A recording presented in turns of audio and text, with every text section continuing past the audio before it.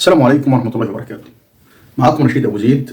وكيف تقرأ الخط المصري القديم؟ ويا ترى الخط المصري القديم سجل إيه؟ سجل كلمات نعرفها ولا سجل كلمات غريبة؟ أنا جايب لك في الفيديو ده ثلاث كلمات يعتبروا جذور الكلمات. ليه جذور؟ لأن دي كلمات أديلها آلاف السنين، يعني آلاف السنين وهي مسجلة على الأحجار ولم تمس. سجلت على الأحجار ولم تمس. جبتك الكلمات اللي تبدأ برمز الساق. رمز الساق دي بتنطق باء في الخط المصري القديم، بتنطق باء. فجبت لك الثلاث كلمات بدايتهم برمز الباء.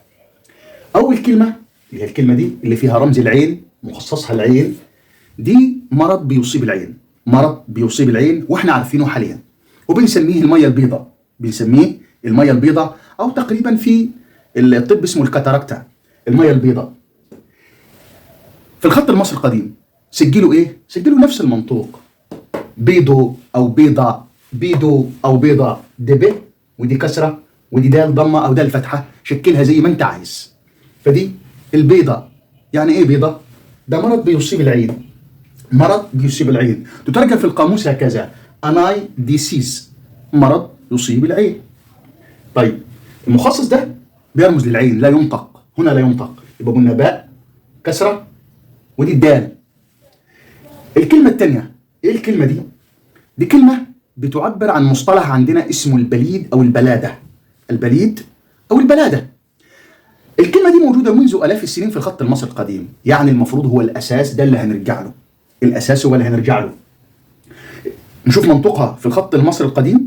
ادي الباء، دي الساق باء، الرمز ده اللي هو رمز الفم بينطق راء ولام في الخط المصري القديم.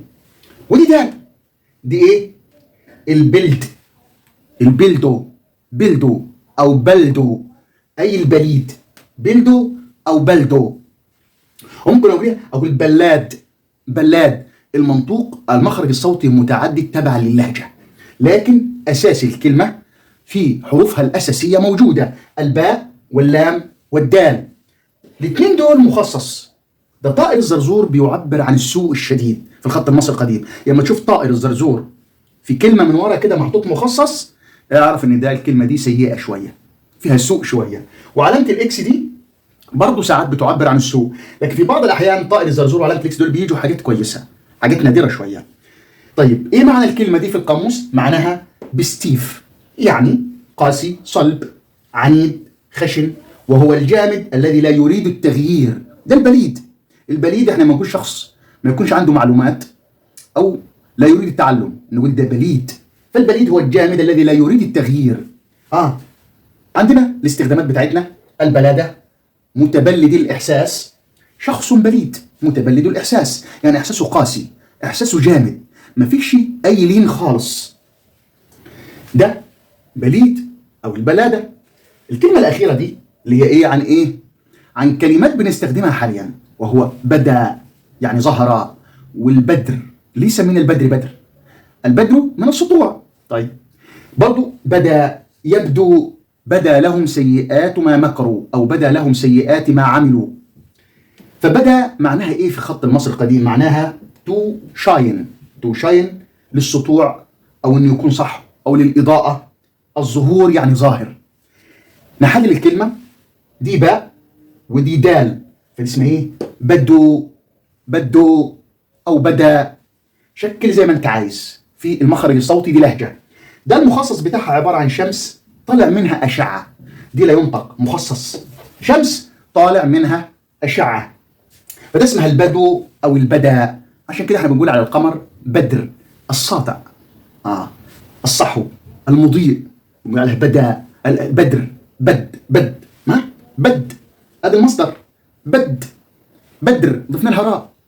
في اللهجة ممكن أضيف حرف أو أزيل حرف. هديكم مثال في الكلمة اللي عدت نسيت أقول لكم. مثلا دي زي ايه؟ البليد أو البلادة أو بلد. احنا عندنا في مصر بنقلب ساعات الكلمة ونقول ايه؟ بلم، مبلم. بل الدال دي بقلبها الميم، وطبعا من هنا الدال هنا ما بتجيش ميم.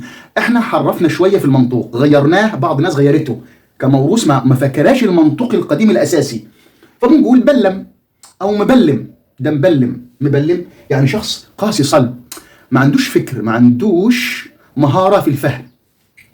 دول 3 كلمات بيثبتوا لك إن الخط المصري القديم سجل كلمات كلنا البشرية كلنا بننطقها. فيه مئات الكلمات اللي تثبت لك إن الخط المصري القديم سجل كلمات ما زلنا ننطقها حتى اليوم على مستوى العالم كله، مش في مصر بس ولا في منطقة الشرق الأوسط، ده على مستوى العالم كله. باستمرار كده يجيب لك كل فترة كم كلمة عشان نعرف الخط المصري القديم سجل إيه. والسلام عليكم ورحمة الله وبركاته.